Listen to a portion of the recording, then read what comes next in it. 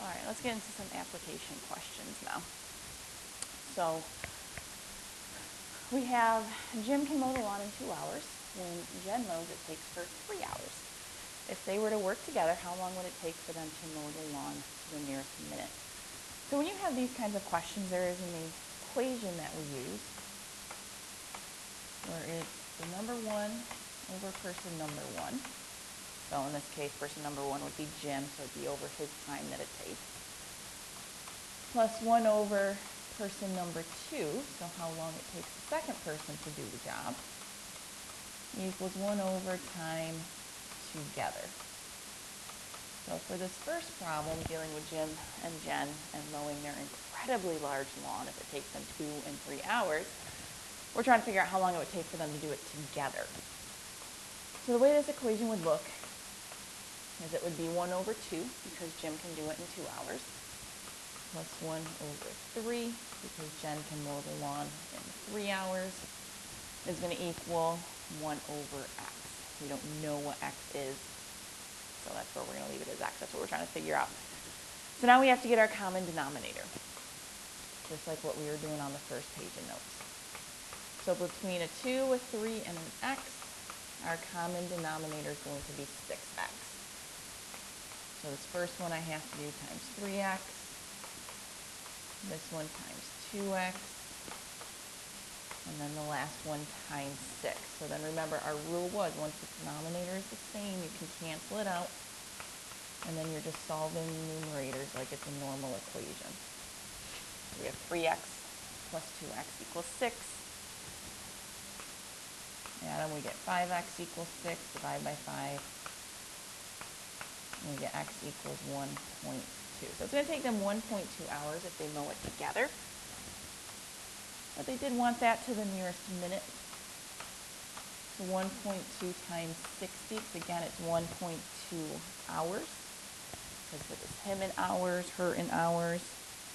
So 1.2 hours times 60. And it's going to take them 72 minutes to mow the lawn together.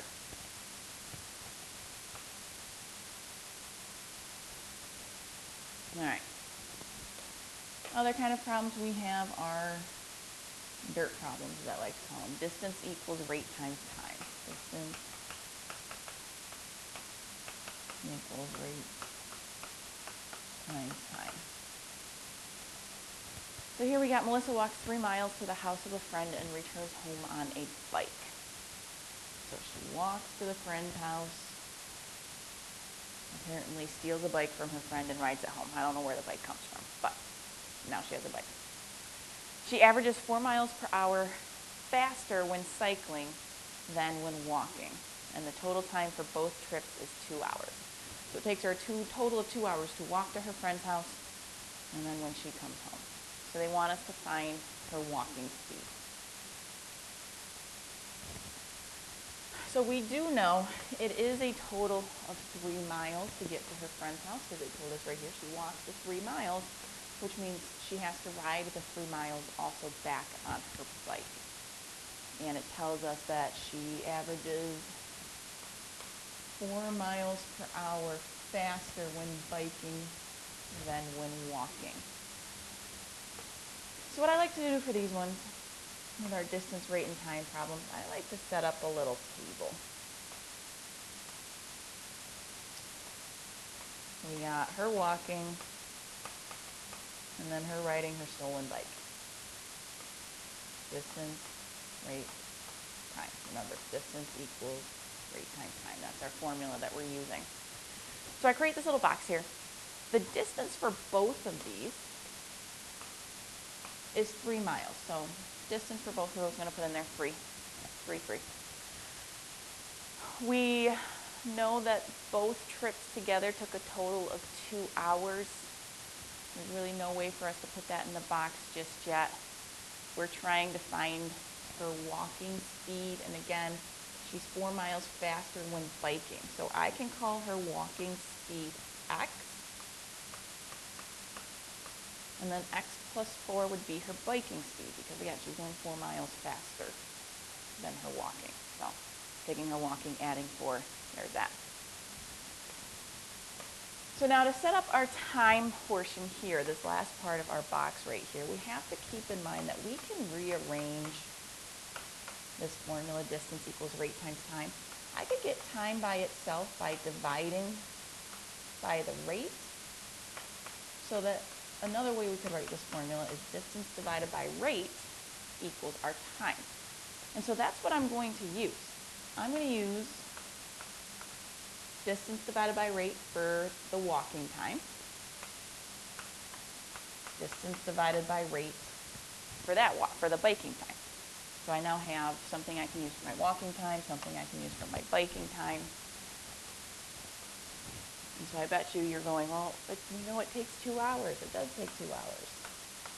So her walking speed plus her biking speed is going to equal 2 hours. That's where the time of 2 hours comes into play, by taking her walking time, which is the 3 over x, and adding to it her biking time, which is the 3 over x plus 4.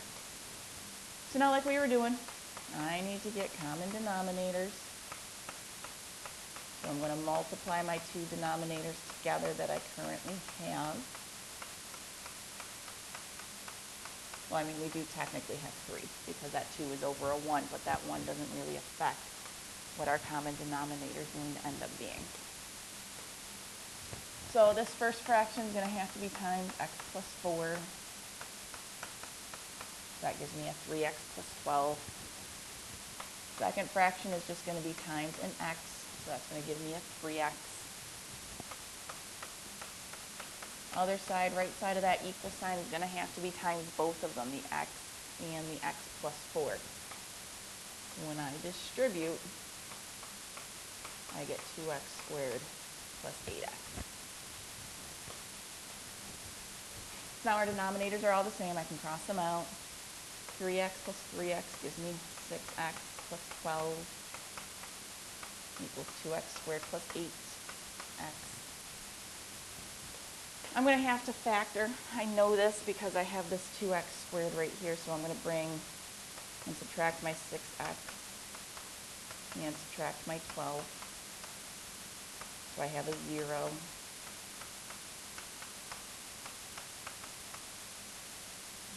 Minus 12 there. And then I'm going to move up over here because I'm running out of space. So I have a GCF factor there of 2, so I'm going to factor out a 2, and then I have x squared plus x minus 6. That factors into x plus 3 times x minus 2. Then I set these equal to 0. Remember, this 2 kind of goes away because 2 can't equal 0, so it just kind of gets rejected there. So here I would subtract my 3, here I would add my 2. And then if I'm thinking about reasonableness, again, we were looking for her walking speed. X was our walking speed. I can't have a -3 walking speed. That just doesn't work in real life. So therefore, her walking speed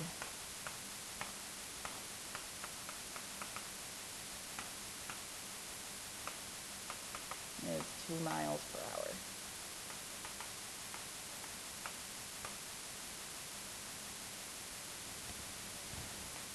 All right, looking at the next one on the back, example 3.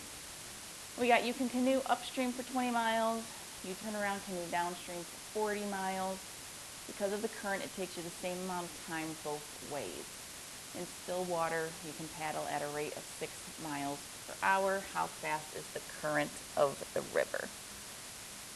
So here's what we're looking for. Current of the river. Therefore, there's our x, because that's what we're trying to find. So this is another distance, rate, and time problem. So I'm going to create my little box. This time we have upstream and downstream. Fill, distance, rate, time, much like our last problem there. So upstream, we go for a distance of 20 miles, whereas though downstream, we go for a distance of 40 miles. We know in still water, we can paddle at a rate of 6 miles per hour. However, in a stream, it's never still water. You've always got that current. So you have to think about this. If you are traveling upstream, that means you are working against the current. So if you're working against the current, that means your speed is going to be the 6 that you can do in your still water minus whatever the rate of the current of the river is. Because again, it's working against you. So it's making you actually end up going slower than the 6 miles per hour. So then when you're going downstream, the current is working with you, making you go faster. So your speed in still water plus the current of the river is going to be what your rate is. And also like last time, we're going to use distance over rate for our time there. Now it tells you, because of the current, it takes you the same amount of time both ways. So for this one, we will set them equal to each other. And so now since you just have one proportion equal to one proportion, we can cross multiply.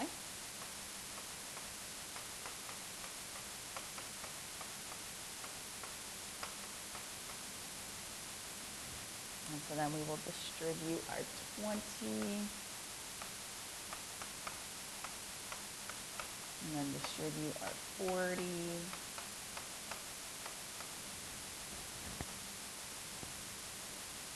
I'm going to get my x's together, and then my other numbers too. So 60x equals 120. Divide both sides by 60, we get x equals 2. So the current of the river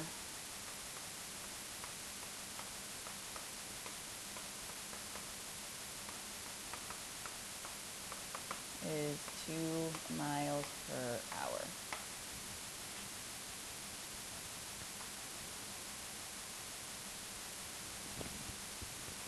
So for our last one here, we have Ann and Maria play tennis almost every weekend.